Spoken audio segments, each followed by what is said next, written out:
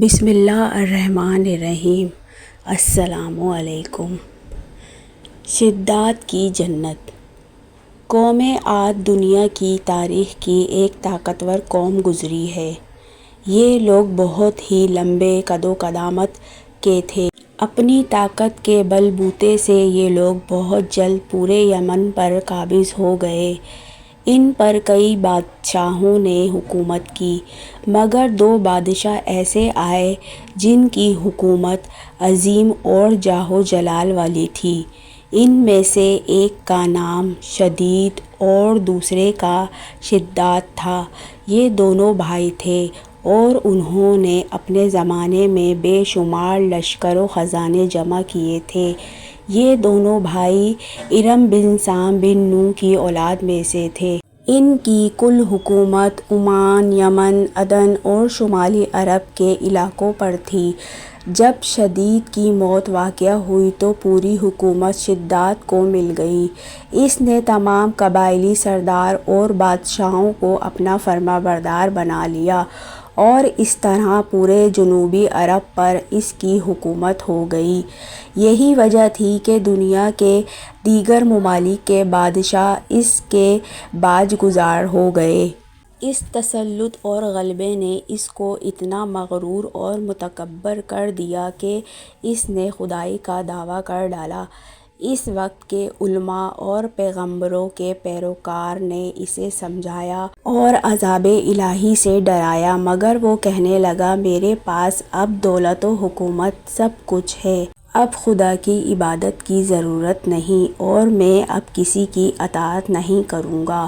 شداد نے حضرت ہود علیہ السلام کی زبان سے یہ سن رکھا تھا کہ جنت کیسی ہوگی اور اس کی نعمتیں اور خوبصورتی کا کیا عالم ہوگا، اس لیے اس نے زمین پر جنت کی تعمیر کا ارادہ کیا۔ وہ کہتا تھا، مجھے اس جنت کی ضرورت نہیں ہے جو خدا نے بنائی ہے، ایسی جنت تو میں خود دنیا میں ہی بناؤں گا۔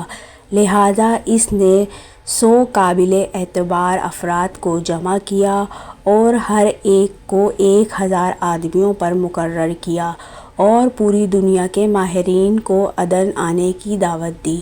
اس نے اپنے بھانجے ضحاک کو، جو ایران کا بادشاہ تھا، پیغام بھیجا کہ جتنا سونا چاندی تمہارے پاس جمع ہے وہ فوراً میرے پاس بھیج دو۔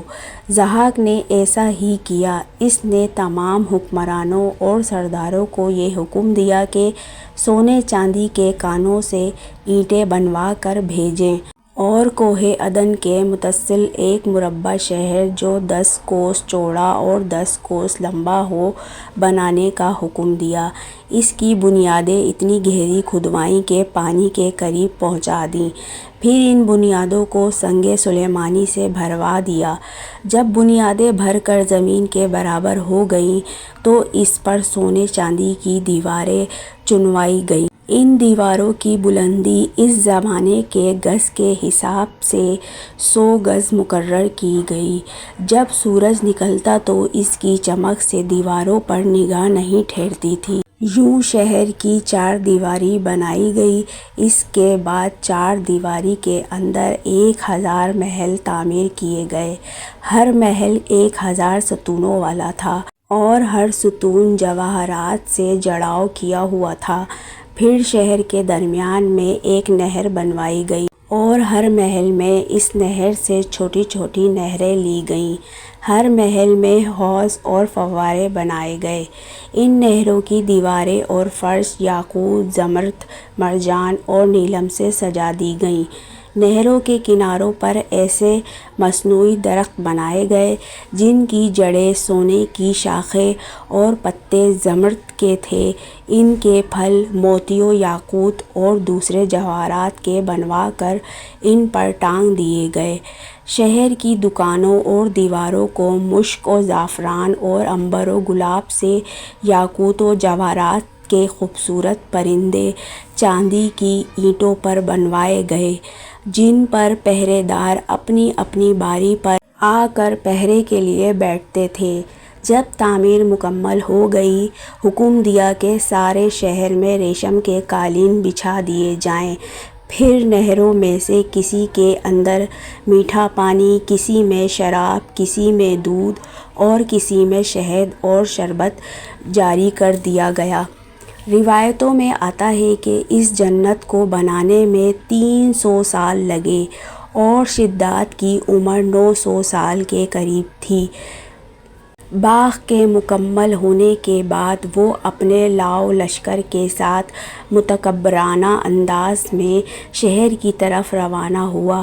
جب قریب پہنچا تو تمام شہر والے اس کے استقبال کے لیے شہر کے دروازے کے باہر آ گئے اور اس پر زر و جواہر نچھاور کرنے لگے۔ ابھی اس نے گھوڑے کی رکاب سے ایک پاؤں نکال کر دروازے کی چوکھٹ پر رکھا ہی تھا کہ ملک الموت نے اس کی روح قبض کر لی۔